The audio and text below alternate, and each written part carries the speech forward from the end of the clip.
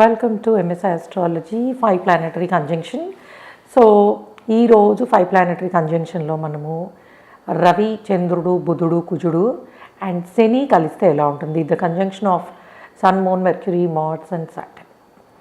Okay, so మీ హారోస్కోప్లో అసలు ఎలాంటి కంజంక్షన్స్ ఉన్నాయి అండ్ అవి ఏ విధంగా రిజల్ట్స్ ఇస్తున్నాయి అండ్ ఎలాంటి యాటిట్యూడ్ని ఇస్తున్నాయి, ఇట్లాంటి విషయాలు తెలుసుకోవాలనుకుంటే మీరు msiastrology.com వెబ్సైట్ నుంచి కన్సల్టేషన్ బుక్ చేసుకోవచ్చు. ఓకే, సో ఇది ఒక వర్క్ హాలిక్ కాంబినేషన్ అని చెప్పచ్చు. ఎందుకంటే ఈ 5 గ్రహాలు కలవడం వలన ఆ పర్సన్ ఎప్పుడు కూడాను యాక్షన్ ఓరియంటెడ్ ఉంటారు.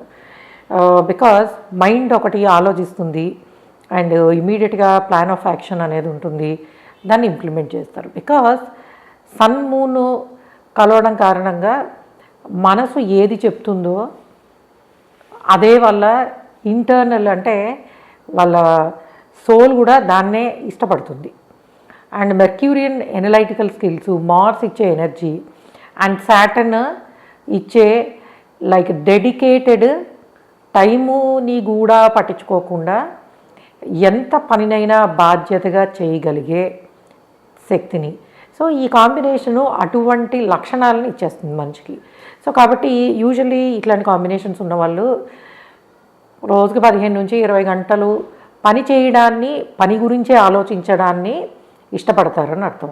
అంటే ఇద్దరు వీళ్ళు వర్క్ చేస్తూ ఉంటారు, వర్క్ గురించి ఆలోచిస్తూ ఉంటారు, అంతకుమించి ఇంకో విషయం వీళ్ళకి పెద్దగా నచ్చదు. సో అందుకే వీళ్ళని వర్క్ హాలిక్స్ అని అంటారు. సో యూజువల్లీ పేరెంట్స్ కూడా ఆ కైండ్ ఆఫ్ పర్సనాలిటీని కలిగి ఉన్న వాళ్ళే అవుతారు. ముఖ్యంగా మదరు ఒకవేళ వర్కింగ్ అయినా కాకపోయినా కూడాను 24/7 ఎప్పుడు కూడాను ఇంటి పనుల్లో బిజీగా ఉంటూ ఏదో ఒక వర్క్లో అనమాట. అంటే ఈ పని కంప్లీట్ అయితే ఇంకొకటి అయితే ఇంకొకటి, ఇల్లు క్లీన్ చేసామా, ఏదైనా హ్యాండ్ రిలేటెడ్ వర్క్ చేసామా, పిల్లలకి ఏదైనా చేసామా, చదువు చెప్పించామా, ఇట్లా ఏంటంటే ఎక్కువ బిజీగా ఉండే పాసిబిలిటీ ఉంటుంది. యూజువల్గా వీళ్ళు పేరెంట్స్ నుంచే అటువంటి లక్షణాలని, అంటే చిన్నప్పటి నుంచి అదే విధానంలో పెరిగిన కారణంగా, అంటే ఫాదర్ మదర్ ఇద్దరు కూడా ఎప్పుడు పని బాధ్యత బిజీగా ఉన్న కారణంగా, తల్లి కూడా ఒకవేళ వర్కింగ్ ఉమెన్ కాకపోయినా హౌస్ వైఫ్ అయినా కూడా ఇటువంటి శ్రద్ధ దీనితో ఉన్న కారణంగా పిల్లలు, అంటే వాళ్ళు ఎప్పుడు అంటే దే ఆర్ ట్రైన్డ్ చిల్డ్రన్, అంటే ఎప్పుడు కూడా ఫస్ట్ మన పని పూర్తి చేయాలి, డెడికేటెడ్గా ఉండాలి, కెరియర్ ఓరియంటెడ్ ఉండాలి. సో ఇటువంటి విధానంలో పెరిగిన కారణంగా వీళ్ళలో కూడా అటువంటి యాటిట్యూడ్ చిన్నప్పటి నుంచి డెవలప్ అయ్యే ఛాన్స్ ఉంటుంది.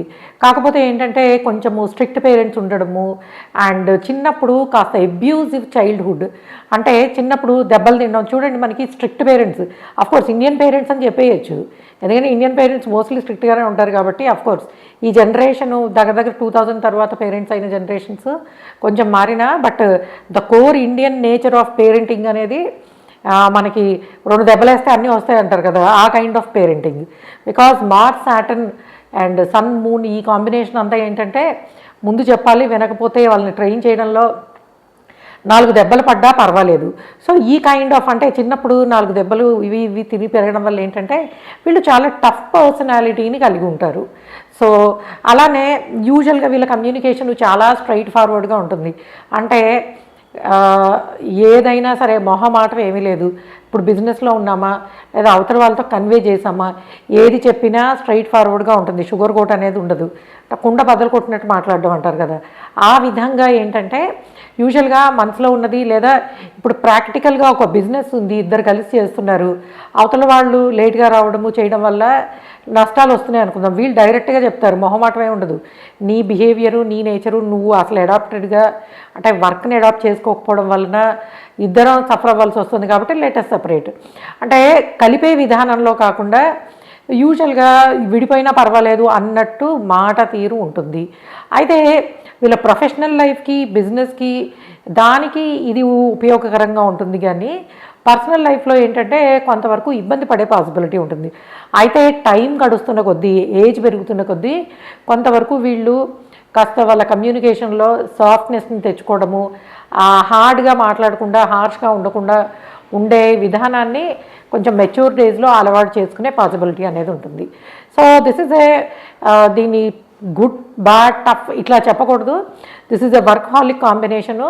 సో పని చేయడము, పని గురించి ఆలోచించడము, అండ్ పని తప్పించి ఇంకా వేరే దేన్ని కూడాను, అంటే లైఫ్లో మనం పుట్టింది దేనైనా అచీవ్ చేయడానికి అండ్ హార్డ్ వర్క్ చేయడానికి అని నమ్మే తత్వాన్ని కలిగి ఉంటారని చెప్పచ్చు. ముఖ్యముగా ఇది కనుక లగ్నంలో, ఈ కంజంక్షన్ కనుక లగ్నంలో ఏర్పడ్డా, ఇప్పుడు చెప్పుకున్న 5 గ్రహాలలో మనకి లగ్నాధిపతి ఎవరైనా అయినా కూడాను ఈ కైండ్ ఆఫ్ ఉంటుంది. అయితే ఎప్పుడు కూడాను రవితోటి వచ్చే గ్రహాలన్నీ కూడా, ఉన్న గ్రహాలు ఎప్పుడు 5 degrees గ్యాప్లో ఉండాలి.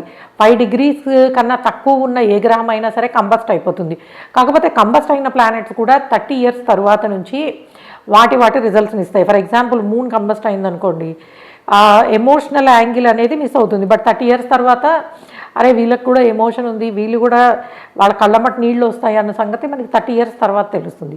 సో ఈ విధంగా ఏంటంటే కంబస్ట్ అయినా కూడాను ఆఫ్టర్ 30 years తర్వాత ఆ ప్లానెట్స్ కూడా బెటర్ రిజల్ట్స్ ఇవ్వడానికి పాసిబిలిటీ అనేది ఉంటుంది. సో ఇది 5 గ్రహాలైనటువంటి రవి, చంద్రుడు, కుజుడు, బుధుడు అండ్ శని కలిసి ఉన్నప్పుడు ఏ విధమైన రిజల్ట్స్ ఇవ్వడానికి పాసిబిలిటీ ఉంటుందని. And thanks for listening and please subscribe our channel. అలానే ఎంఎస్ ఆస్ట్రో అకాడమీలో జాయిన్ అయ్యి నేర్చుకోవాలనుకునే వాళ్ళు తప్పకుండా జాయిన్ అవ్వండి. 2026 గురువు ఉచ్చపట్టిన సంవత్సరంలో ఆస్ట్రాలజీ నేర్చుకోవడం అనేది అండ్ గోచార రీత్యా కాలపురుష చక్రంలో శని వ్యయంలో ట్రాన్సిట్ అవ్వడం, ఇవన్నీ ఏంటంటే ఆ beautiful good knowledge and concentration అందరికీ ఇచ్చే అవకాశం ఉంటుంది. సో కాబట్టి ఆస్ట్రాలజీ నేర్చుకోవాలనుకునే వాళ్ళు తప్పకుండా మన అకాడమీలో చేరి నేర్చుకోండి. Okay guys, thanks for listening. By.